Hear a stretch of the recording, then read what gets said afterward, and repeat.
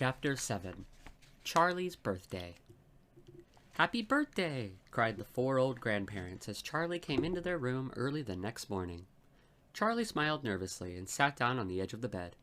He was holding his present, his only present, very carefully in his two hands. "Wonka's Whipple Scrumptious Fudge Mallow Delight," it said on the wrapper. The four old people, two at either end of the bed, propped themselves up on their pillows and stared with anxious eyes at the candy bar in Charlie's hands. Mr. and Mrs. Bucket came in and stood at the foot of the bed watching Charlie. The room became silent. Everybody was waiting now for Charlie to start opening his present. Charlie looked down at the candy bar. He ran his fingers slowly back and forth along the length of it, stroking it lovingly, and the shiny paper made little sharp crackly noises in the quiet room. Then Mrs. Bucket said gently, "You mustn't be too disappointed, my darling, if you don't find what you're looking for underneath that wrapper. You really can't expect to be as lucky as all that." "She's quite right," Mr. Bucket said. Charlie didn't say anything. "After all," Grandma Josephine said, "in the whole wide world there are only 3 tickets left to be found. The thing to remember," Grandma Georgina said, "is that whatever happens, you'll still have the bar of candy."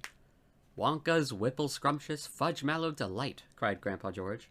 "It's the best of them all. You'll just love it." "Yes," Charlie whispered, "I know." "Just forget about those golden tickets and enjoy the candy," Grandpa Joe said. "Why don't you do that?" They all knew it was ridiculous to expect this one poor little candy bar to have a magic ticket inside it, and they were trying as gently and as kindly as they could to prepare Charlie for the disappointment. But there was one other thing that the grown-ups also knew, and it was this: that however small the chance might be of striking lucky, the chance was there. The chance had to be there. This particular candy bar had as much chance as any other of having a golden ticket. And that was why all the grandparents and parents in the room were actually just as tense and excited as Charlie was, although they were pretending to be very calm. "You'd better go ahead and open it up, or you'll be late for school," Grandpa Joe said. "You might as well get it over with," Grandpa George said. "Open it, my dear," Grandma Georgina said. "Please open it. You're making me jumpy." Very slowly, Charlie's fingers began to tear open one small corner of the wrapping paper. The old people in the bed all leaned forward, craning their scraggy necks.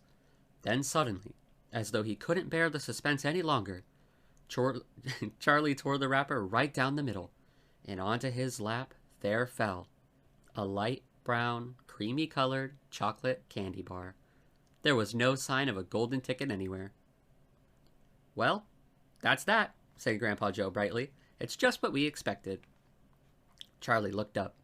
4 kind old faces were watching him intently from the bed. He smiled at them, a small, sad smile, and then he shrugged his shoulders and picked up the candy bar and held it out to his mother and said, "Here, Mother, have a bit. We'll share it. I want everybody to taste it." "Certainly not," his mother said. And the others all cried, "No, no, we wouldn't dream of it. It's all yours." "Please," begged Charlie, turning around and offering it to Grandpa Joe. But neither he nor anyone else would take even a tiny bite. "It's time to go to school, my darling," Mrs. Bucket said, putting an arm around Charlie's skinny shoulders. "Come on, or you'll be late."